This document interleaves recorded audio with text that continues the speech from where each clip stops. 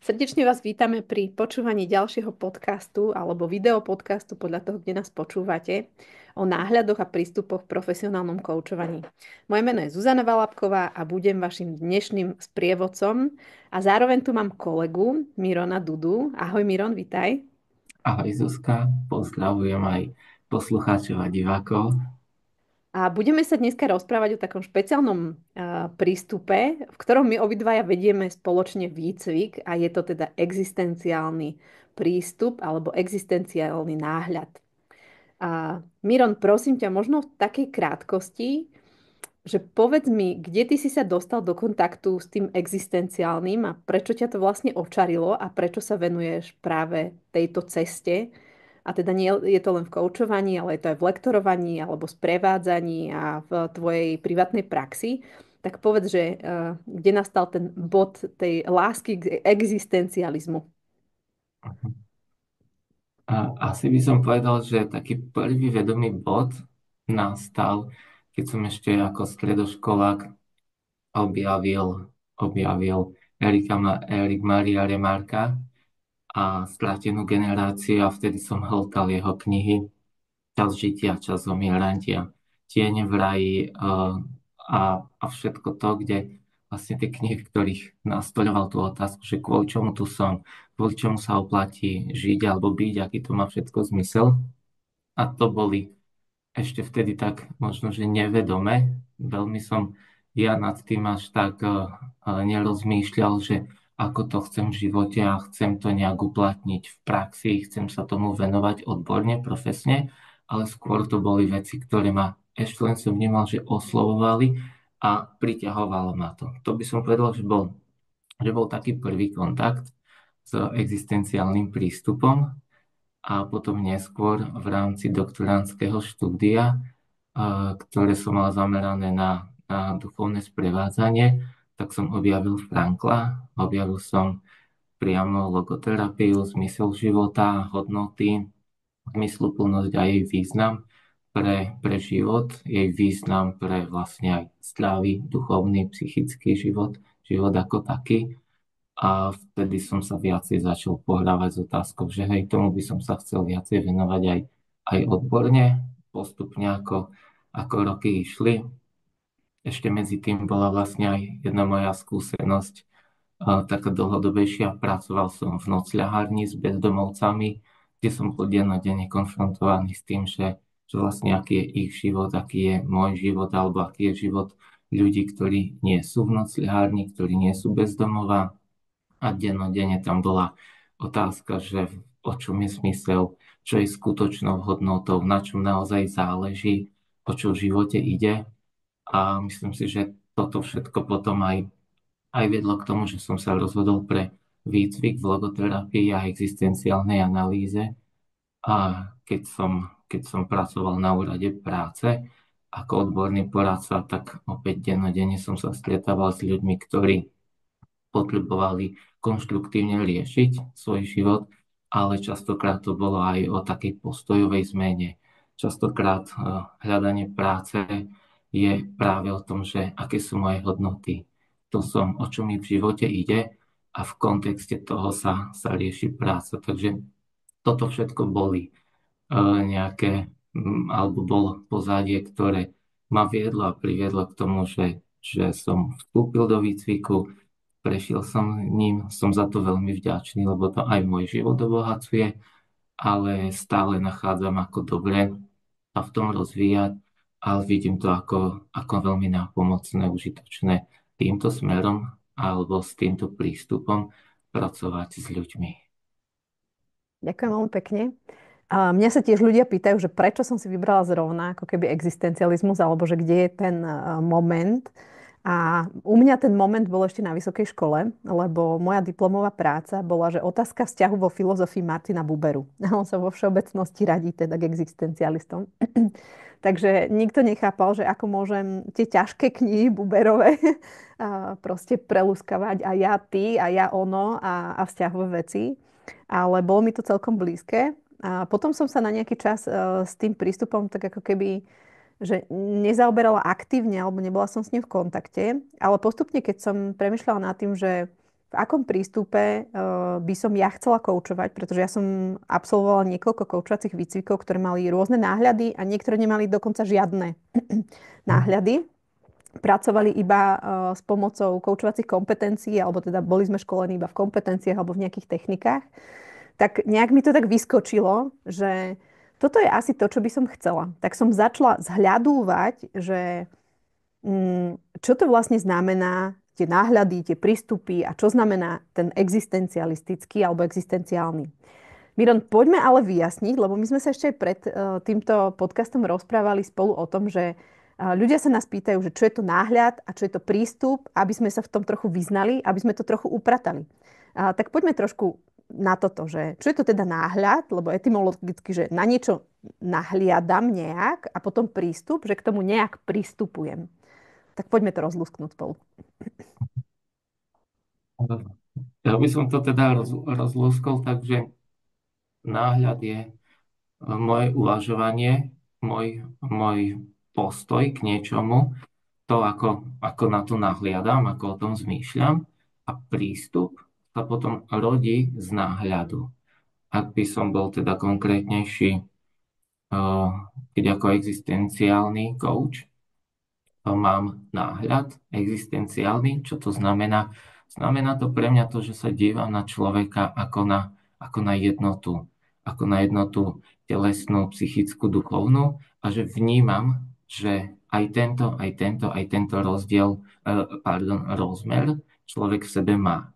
A na základe tohto môjho náhľadu a uvažovania o tom, tak potom k nemu pristupujem. To znamená, že v mojom prístupe je rešpekt aj k telesnému, aj k psychickému, aj k tomu, čo je špecificky ľudské, teda k tomu duchovnému.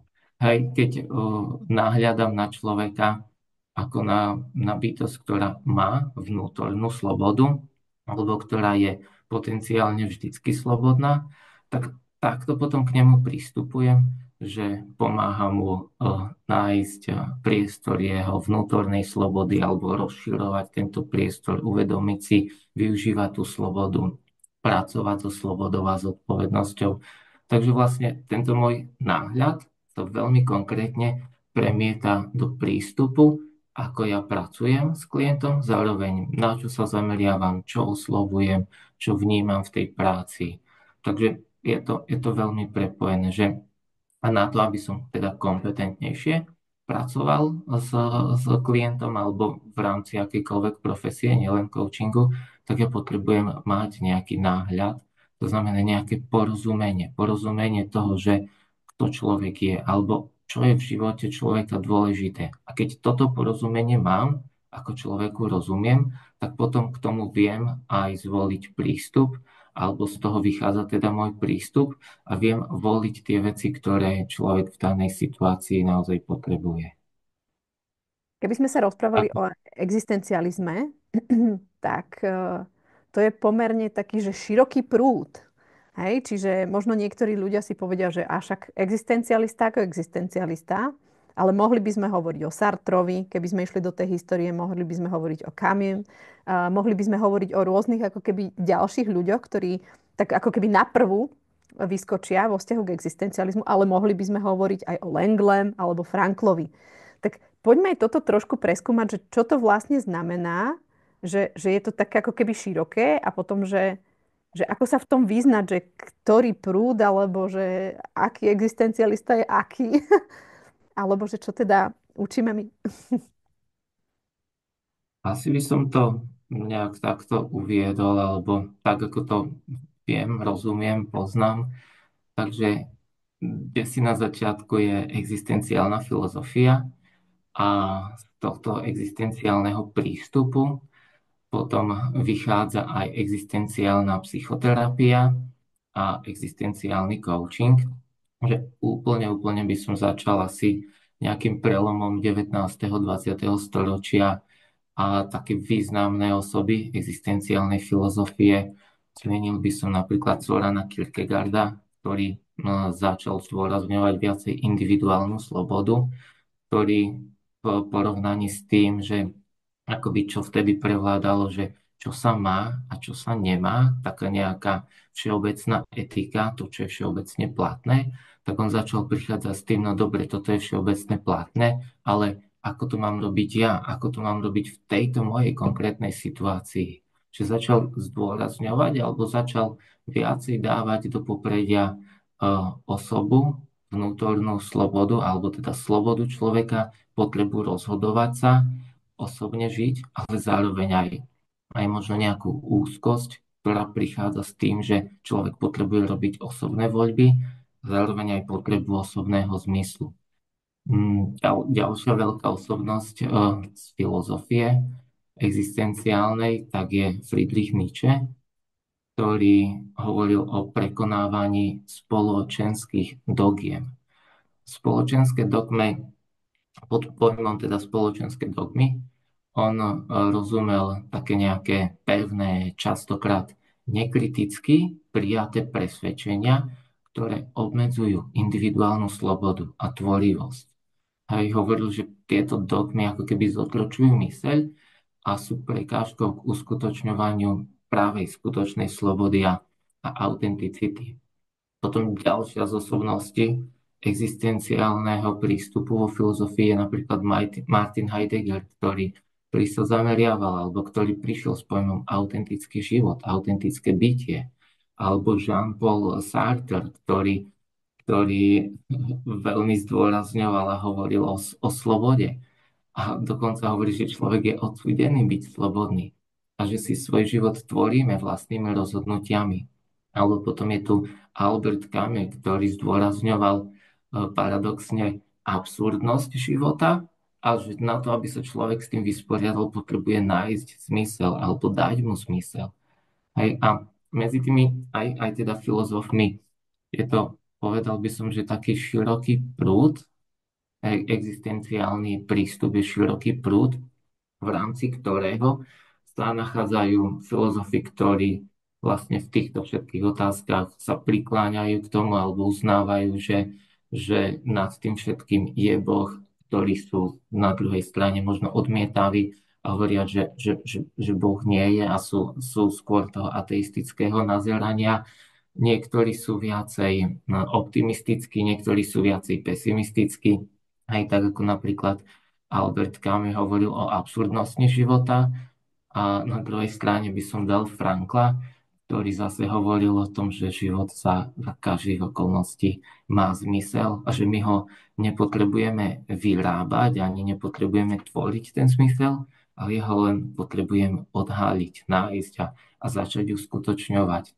Takže v rámci celého toho prístupu existenciálneho alebo celého toho prúdu dá sa povedať, že sú rôzne ako keby tendencie a práve tá jednota alebo to, čo týchto filozofov a aj terapeutov robí existenciálnymi, je to, že sa zameriavajú na základné témy a otázky existenciálne, to znamená zmysel života, sloboda, autentickosť, smrť a konečnosť, existenciálna úzkosť, že sústreďujú sa na tieto témy, vnímajú v tom všetkom človeka, jeho slobodu, jeho zodpovednosť, ale to, ako to skúmajú, ako k tomu pristupujú alebo ako o tom uvažujú, tak to potom pôsobí to alebo prináša to, že niektorý náhľad je viacej optimistický, niektorý viacej možno pesimistický a,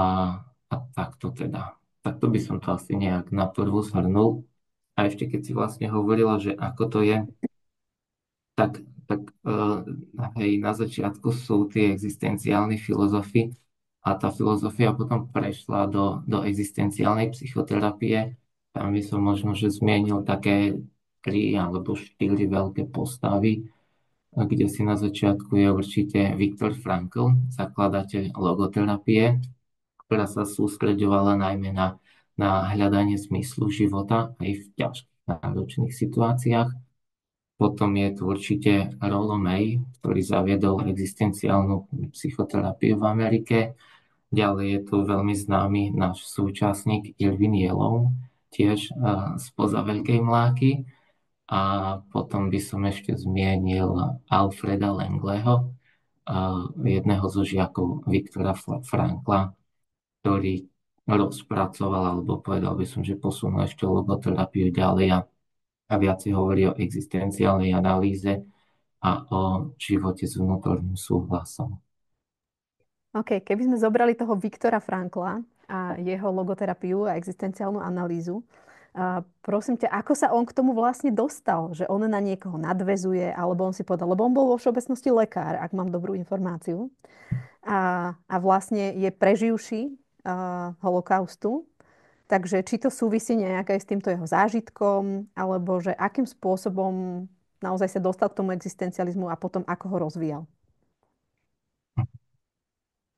Myslím si, že rozvíjal ho postupne a rozvíjal ho jednak aj na základe štúdia, aj na základe životnej skúsenosti, ale dal by som to do takého kontextu, že ešte ako stredoškolák si dopisoval s Freudom, zakladateľom teda psychoanalýzy, ale niečomu chýbalo na to freudovskom prístupe. Neskôr sa viacej akoby, nechcem nazvať, že spolčil, ale viacej sa kontaktoval s Adlerom, ale tiež mu čosi na adlerovskom prístupe chýbalo, kým to s Freudom sa Frankl rozišiel, že on akoby sa posunul ďalej alebo inde. Adler ho vylúčil zo svojho spolku, že vlastne toto, čo Frankl prináša, že to tam nepatrí. A to, s čím bol práve Frankl nespokojný, bolo to, že jemu v prístupe psychoterapeutickom k človeku chýbalo to špecifické ľudské. Ako by mu chýbalo, alebo zdalo sa mu, že človek ako taký je nedocenený alebo je zaznávaný, že sústrediť sa pri práci s pacientmi iba na nejaké vnútorné konflikty, na psychodynamické sily, na to, čo vo mne pôsobí na úrovni pudovej, tak sa mu zdalo, že to je ako keby málo, že kde v tom celom všetkom je to, čo je špecificky ľudské. Hej, alebo keď potom tento Adler sústreďoval sa alebo dával viacej do popredia tie sociálne interakcie alebo tendenciu človeka kompenzovať nejaké veci, tak v tomto Frankl sa opäť pýtal, že a kde je potom túžba človeka po zmysle, kde je jeho schopnosť rozhodovať sa, kde je tá jeho schopnosť alebo túžba byť, tvoriť. A toho viedlo vlastne k tomu, že nakoniec stal sa tvorcom tretej viedenskej školy v psychoterapii a nazval to logoterapiou, pretože aj zo skúseností, ktoré mal, pracoval s ľuďmi bez práce, s nezamestnanými a všímal si, že mnoho ľudí, ktorí nemajú kvôli čomu žiť, nemajú kvôli čomu, ako keby táto ich frustrovaná duchovná potreba ľudského ducha mať zmysel, mať kvôli čomu, keď bola frustrovaná, tak potom sa dostavovali aj na inej úrovni nežiaduce dôsledky alebo príznaky, že upadali ľudia do depresie, do existenciálneho prázdna alebo váku a že nevedeli kvôli čomu, o čom tu som a tento nedostatok alebo táto prázdnota na duchovnej úrovni sa vlastne prejavovala aj na psychickej úrovni a telesnej. Aj že život napríklad v depresii um, je na všetkých úrovniach viditeľný a nie je to nič príjemné. A teda on prišiel s tou logoterapiou aj na základe um, filozofie, aj na základe teda svojho štúdia, ale aj na základe svojej praxe, nazerania na život a bol presvedčený o tom, že ak človek má kvôli čomu žiť, ak človek vidí zmysel, ak človek vidí hodnoty, ktoré vie, môže uskutočňovať, ak si uchováva slobodu, ak nie slobodu v tom, že navonok robím to, čo vnímam ako dobre hodnotné, ale aspoň vnútornú slobodu zaujať postoj, takže je to pre ňo vnútorná sila. A ako veľkú až základnú motiváciu v živote človeka videl práve vôľu k zmyslu. A chtiac, nechtiac, túto svoju teóriu, ktorú rozpracoval ešte pred druhou svetovou vojnou, tak si mohol aj neskôr overiť v praxi, pretože bol uväznený v koncentračnom tábore a nie jednom a tam vlastne aj vďaka tomu, že túto teóriu už mal, alebo tento náhľad na život, tak mohol aplikovať tento prístup k životu a veľmi bolestne teda aj videl, že spoluväzni, ktorí nemali kvôli čomu žiť, ktorí stratili smysel, ktorí stratili vnímanie hodnôt, tak jednoducho oveľa skôr zomierali, pretože boli sfrustrovaní a asi by som to povedal, nie je to taký Franklov jazyk, ale môj, že ako keby odpojili sa od zdroja. Že zmysel je pre mňa zároveň aj zdrojom sily. Ak mám kvôli čomu, tak je to pre mňa zdrojom sily, že ja dokážem, že ja chcem.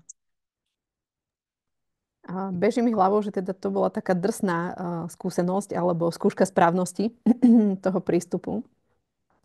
A zároveň mi napadlo, ako som počúvala, že hovoríme teda o logoterapii a existenciálnej analýze a častokrát, keď ľudia nevedia, nikdy neprišli do kontaktu s týmto, tak sa ma pýtajú, že či to je liečenie slovom, lebo to logos ľudia chápu zväčša, alebo logo chápu ako slovo. A v tom význame slova to počuli a tomu rozumejú.